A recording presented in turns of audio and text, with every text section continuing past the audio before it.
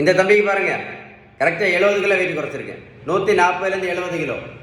Protein பவுடரும் கொடுக்கல, மாத்திரையும் கொடுக்கல, ஜூஸும் கொடுக்கல, ஊசியும் போடல. தம்பி பின்ன ரோட்டில் பின்ன ஓடக்கும் சொல்லல. வெந்தயமும் கொடுக்கல, கருவேப்பிலையும் கொடுக்கல, கரிஞ்சீரம் கொடுக்கல, மாங்காயிலையும் கொடுக்கல, கொய்யாயிலையும் கொடுக்கல, ஏபிசி ஜூஸும் கொடுக்கல, பிசி ஜூஸும் கொடுக்கல, ஒய் ஜூஸும் கொடுக்கல, எஃப் ஜூஸும் கொடுக்கல, வெள்ளை பூசணிக்காய் ஜூஸும் கொடுக்கல, கருப்பு பூசணிக்காய் ஜூஸும் கொடுக்கல, சிவப்பு பூசணிக்காய் ஜூஸும் கொடுக்கல, சுரக்காய் ஜூஸும் கொடுக்கல.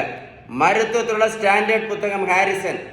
இந்த புத்தகம் என்ன சொல்லுதுன்னா, வெயிட்டை குறைக்கணும்னா ஒரே ஒரு ட்ரீட்மெண்ட், அதுக்கு பேர் தான் பேலன்ஸ்டு டயட். நீங்கள் பேலன்ஸ் டயட்டு ஃபாலோ பண்ணினா மட்டும்தான் வெயிட் என்ன பண்ண முடியும், குறைக்க முடியும். நீங்கள் நடைபயிற்சி மட்டும் பண்ணினா வெயிட்டை கண்டிப்பாக குறைக்க முடியாது.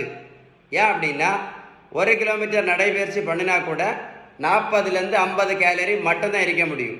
அது மட்டும் இல்லை, பேலன்ஸ் டயட் படி ஏதாவது சந்தேகம் இருந்தால் கண்டிப்பாக இந்த நம்பரில் கால் பண்ணி பேசுங்க.